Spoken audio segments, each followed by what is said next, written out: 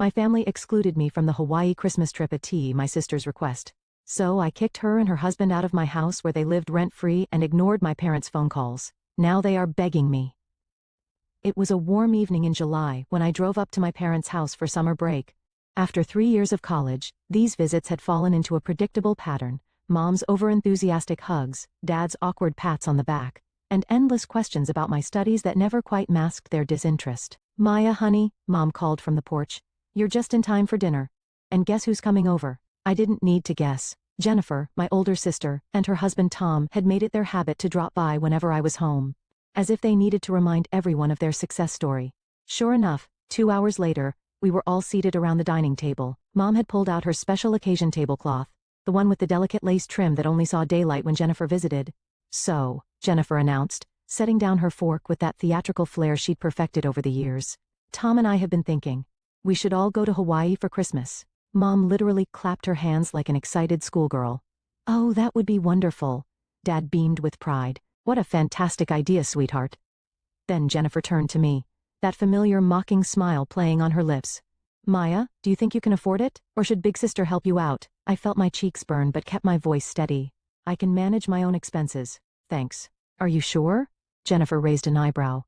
"Because we're looking at about $3,000 per person for flights and hotel." I almost choked on my water. $3,000. That was more than all my savings combined, and I was only making minimum wage at my part-time jobs.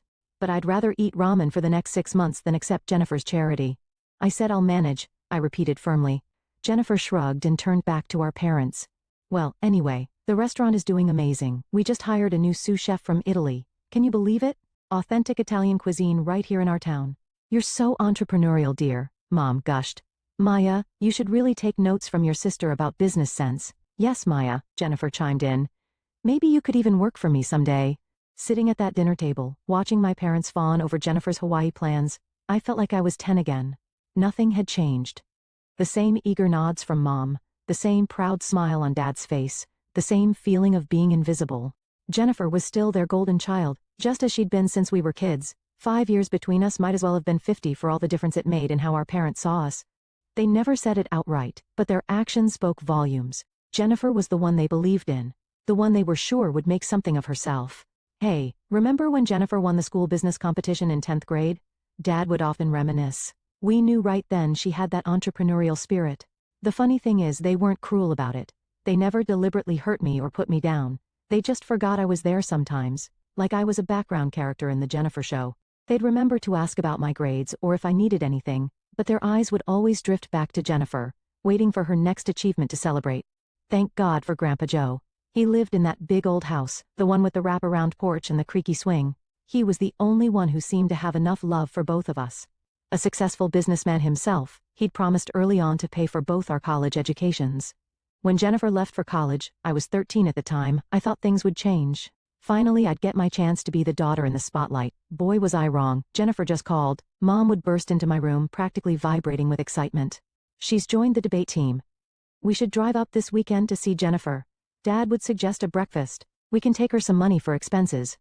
They'd spend hours on Skype with her, the laptop perched on the kitchen counter while they cooked dinner, Jennifer's voice filling our house even in her absence. Meanwhile, I'd slip out the back door and head to Grandpa's house. Those afternoons at Grandpa's became my sanctuary. We had our own little routine that felt more like home than my actual home ever did. We'd settle into his worn leather couch, a tub of mint chocolate chip ice cream between us, and watch old movies on his ancient TV. "You know what's great about Casablanca, Maya?" he'd say, pausing the movie. "It's not about the obvious hero. It's about the quiet one who does the right thing when nobody's watching." Other days we'd order a pepperoni pizza, and he'd tell me stories about his own childhood while we played chess. He taught me how to fish too, taking me out on weekends to the lake behind his house. "The thing about fishing," he'd say as he helped me bait my hook, "is that the best fish aren't always the ones making the biggest splash. Sometimes it's the quiet ones, swimming deep, that turn out to be the most special." I'd sit there in his little fishing boat, watching the sunlight sparkle on the water, and feel like maybe, just maybe, I didn't need to be the favorite to be loved. Grandpa had a way of making me feel seen without making a big production out of it. "Want to watch Roman Holiday again?" he'd ask after a long day of fishing. "I bought those chocolate cookies you like." Those moments weren't grand or flashy like Jennifer's achievements, they were quiet, simple, and real. While my parents were driving across state lines to deliver spending money to Jennifer, I was learning how to play poker with Grandpa using M&M's chips. 5 years passed in a blur of family dinners and achievements, all Jennifer's of course. She graduated college with honors, landed a job at a prestigious firm, and started dating Tom, who my parents immediately declared was perfect for her. Meanwhile, I was preparing for my own college journey. The day I left for college, Grandpa hugged me tighter than he ever had before. His embrace felt different somehow, more urgent, more final. "I love you so much, Maya," he whispered in my ear. "Never forget that." I laughed it off at the time. "Grandpa, you're acting like we'll never see each other again. I'll be home for Thanksgiving." He just smiled that gentle smile of his and patted my cheek. "Just remember what I said, kiddo." 2 months into my freshman year, Mom called. Her voice was breaking as she told me Grandpa had died in his sleep. The world stopped spinning for a moment. I sat there on my dorm room bed, phone pressed to my ear, unable to process the words. The funeral was on a crest-bottom day. After the service, we all gathered in Grandpa's attorney's office for the reading of the will. Jennifer sat primly in her designer black dress, while I fidgeted in the scratchy department store one I bought last minute. To my daughter Sarah, the attorney read, "I leave the sum of $50,000. Mom nodded, squeezing Dad's hand. To my granddaughter Jennifer, I leave the sum of $300,000. Jennifer's face lit up. She immediately turned to Tom, who'd been hovering by her side throughout the funeral. "Baby, we can have that dream wedding now, and still have enough to start our restaurant." And to my granddaughter Maya, the attorney continued, "I leave my house on Maple Street, including all its contents and the surrounding property." The room went quiet for a moment before Jennifer burst out laughing. "Oh my God, Maya got the old house? That's hilarious." She wiped tears of mirth from her eyes. "Don't worry, sis, maybe you can sell it and buy yourself something nice, though I doubt anyone would want that creaky old place." "Jennifer?" Mom scolded half-heartedly, but she was already smiling at her elder daughter's plans. "We'll have the wedding in spring," Jennifer announced, completely taking over the somber moment. "Tom and I already have the perfect business plan for an authentic Italian restaurant.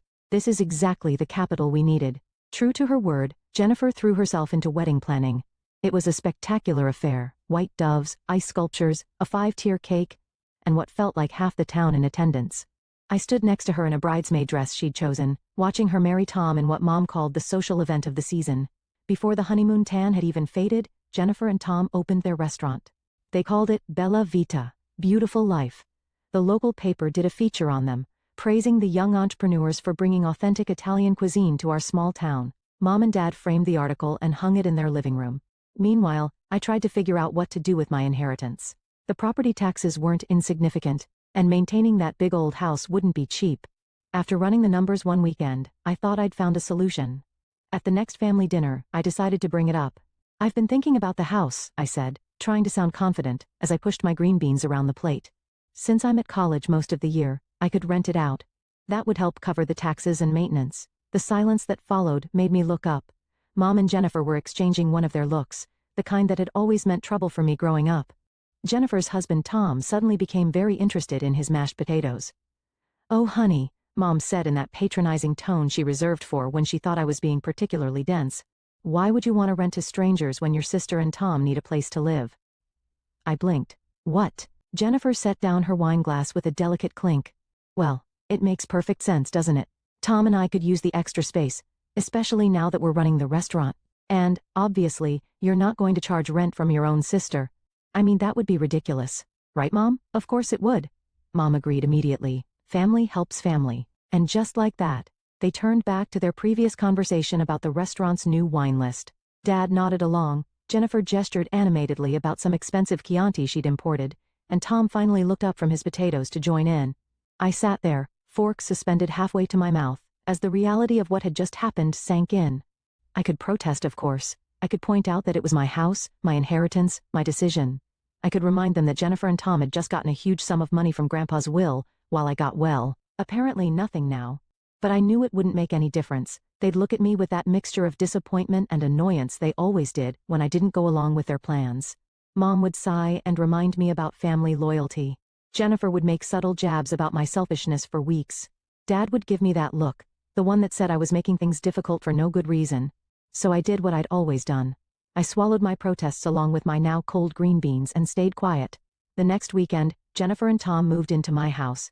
She sent me pictures of how they were updating the place. Grandpa's old leather chair replaced by some modern monstrosity, his beloved fishing photos taken down to make room for framed reviews of their restaurant. While I studied for midterms in my cramped dorm room, my sister and her husband lived rent-free in my house.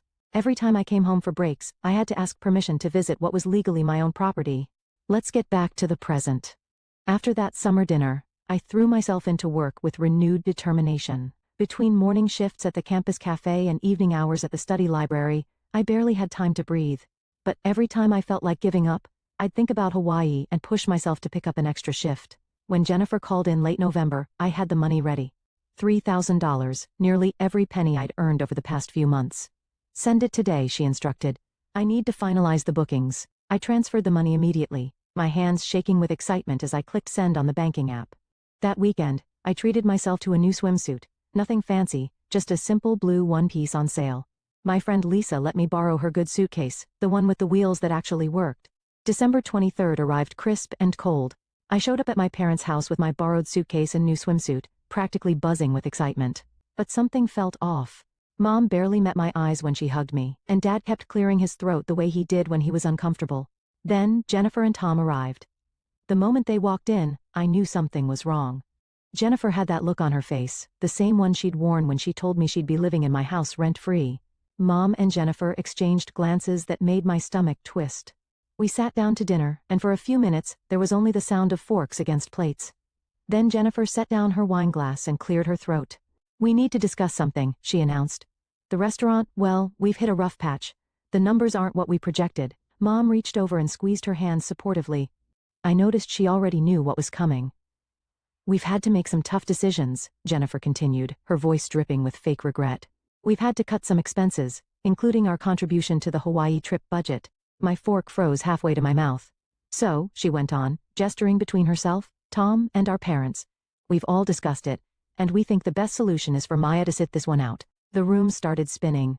But I already paid my share, I managed to say. Yes. Well, Jennifer smiled that condescending smile I knew so well, that money will help cover the rest of our expenses. We couldn't possibly cancel on everyone, and Tom and I never even had a proper honeymoon because we went straight into the restaurant business. I looked at Mom and Dad, waiting for them to say something, to object to this insanity.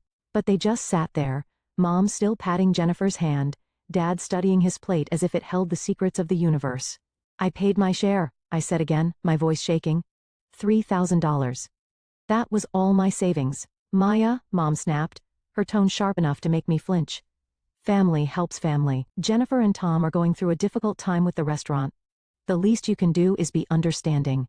Understanding? I whispered. Yes, understanding. Besides, someone needs to watch the house while we're gone. Mom turned back to Jennifer. Now, about the hotel arrangements. I stood up so abruptly my chair scraped against the floor. Nobody even looked up. I climbed the stairs to my old bedroom, the sounds of their cheerful conversation floating up behind me. They continued chatting and laughing as if they hadn't just stolen my money and crushed my dreams. Lying in my childhood bed that night, staring at the glow in the dark stars Grandpa had helped me stick on the ceiling years ago, I made my decision. The next morning, I played my part perfectly. I stood on the front porch, smiling and waving as they loaded their luggage into 2 waiting taxis. Don't forget to water Mom's plants, Jennifer called out, adjusting her designer sunglasses. And check the mail every day, Mom added. Don't worry about a thing, I assured them, still smiling. Jennifer leaned out the taxi window. I'll send you lots of photos. You know, so you won't feel left out. She laughed as if she'd just made the funniest joke. I kept waving until both taxis disappeared around the corner. Then I walked straight to my car and drove to Grandpa's house, my house. Tom and Jennifer's belongings were everywhere. Her clothes filled the closets Grandpa's suits once occupied. Their pretentious art hung where his fishing photos used to be. Their wedding photos sat on the mantel where Grandpa kept our chess set. I started in the master bedroom, pulling out suitcases and boxes, methodically packing everything. Designer clothes, expensive shoes, Tom's custom-made suits, all of it went into boxes and bags. I found their important documents in Grandpa's old study and packed those too. The moving company charged me triple their usual rate for Christmas Eve service. My next stop was a 24-hour locksmith. He also charged a holiday premium, but I didn't care. I watched with satisfaction as he changed every lock in my house. I drove back to campus, arriving just as my friends were starting their orphan Christmas celebration, our nickname for the holiday party we threw for students who couldn't or didn't want to go home. Maya, Lisa exclaimed when I walked in. I thought you'd be in Hawaii by now. Change of plans, I said, accepting the cup of hot chocolate she offered. But you know what? I think I'm exactly where I need to be. For a week my phone buzzed constantly with Jennifer's updates from Hawaii. Each notification felt like a deliberate jab to the ribs. Living our best life. Read the caption under a photo of Jennifer and Tom sipping cocktails on the beach. Making memories with the people who matter most, accompanied a sunset dinner picture. My Instagram feed became a showcase of their perfect Hawaiian vacation. Jennifer lounging by infinity pools, mom and dad smiling at luau's, Tom trying to surf. Every photo was carefully filtered and captioned with nauseating platitudes about family time and much-needed breaks from running a business. The worst was her post about knowing when to step back from work and enjoy life. That one came with a photo of all of them holding champagne glasses at a New Year's Eve party, paid for with my savings. Then, early on New Year's Day, my phone exploded. Maya, why are all of Jennifer's things in our living room? Mom, call me immediately. Dad, what the hell did you do with our stuff? Jennifer, the locks aren't working. Did you change them? Tom, I watched the messages roll in, my phone buzzing like an angry hornet. This is completely unacceptable. Call us now, Mom. If you don't bring the new keys right now, you'll regret this. Jennifer, Maya Elizabeth Parker, answer your phone this instant. Dad. The messages kept coming, growing increasingly angry. Words like ungrateful, selfish, and spiteful filled my screen. Jennifer's texts became particularly colorful, peppered with accusations about betraying family and ruining their lives. How dare you throw your own sister out on the street, after everything we've done for you? Mom, you're just jealous because we got to go to Hawaii and you didn't. Jennifer, this is the most selfish thing you've ever done, Dad. My phone showed 47 missed calls and over 100 messages by mid-morning. I read each one, letting their words wash over me without response. With each angry message, I felt lighter, freer. They could rage and threaten all they wanted. I wasn't that compliant little girl anymore. I put my phone on silent and went to get breakfast with my friends, leaving their messages unread and their calls unanswered. For the first time in my life, I didn't feel compelled to explain or justify myself to them. By evening, my phone showed over 200 missed calls. The constant buzzing had become white noise. But when Mom's name flashed across my screen for the 201st time, I finally answered. How dare you? Mom's voice exploded through the speaker before I could even say hello. Do you have any idea what you've put your sister through, Maya? Dad's voice joined in from another extension. This behavior is completely unacceptable. I sat cross-legged on my dorm room bed, surprisingly calm. Is it? Like taking my $3,000 and going to Hawaii without me was acceptable? That was different. Mom spluttered. The restaurant. No. I cut her off, my boy steady.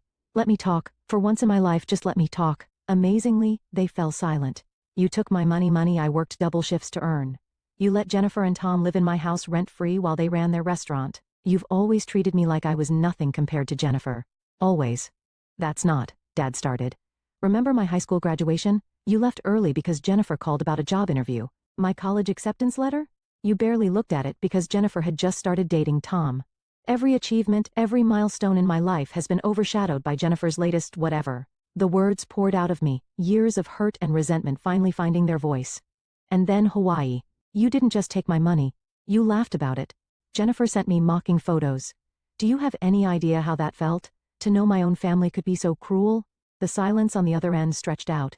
Finally Mom spoke, her voice softer but still defensive. Maya, you have to understand, Jennifer and Tom are really struggling with the restaurant. They need help. And I needed parents who cared about me as much as they cared about Jennifer. I needed a sister who didn't treat me like a doormat.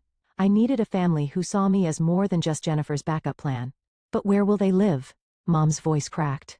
They can live with you just like they are now. Or they can rent an apartment like normal adults. My house isn't their safety net anymore. And starting next month, I'm renting it out to actual paying tenants. You can't, Mom began. I can, and I will. I've already talked to a property management company. The lease is being drawn up. I hung up before they could respond. 30 minutes later, my phone lit up with messages from Jennifer. You vindictive witch. Read the first one. You've ruined everything. I hope you're happy now that you've destroyed our lives.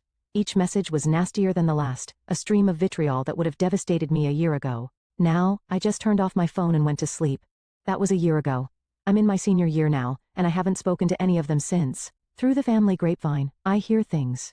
The restaurant finally went under completely. Jennifer and Tom are still living with our parents, supposedly regrouping before their next venture. Meanwhile, the property management company I hired found excellent tenants for Grandpa's house. The rent they pay covers taxes with enough left over to build a decent savings account.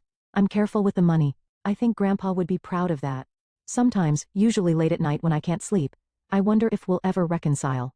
If Mom will ever understand why I did what I did. If Jennifer will ever see me as an equal rather than a convenience. If Dad will ever stand up for me the way he always stood up for her. But then I remember that day in Hawaii when they were all drinking champagne with my money, and I realized something. I don't need their understanding anymore. I don't need their approval or their love or their acceptance. What I need, what I finally have, is my self-respect.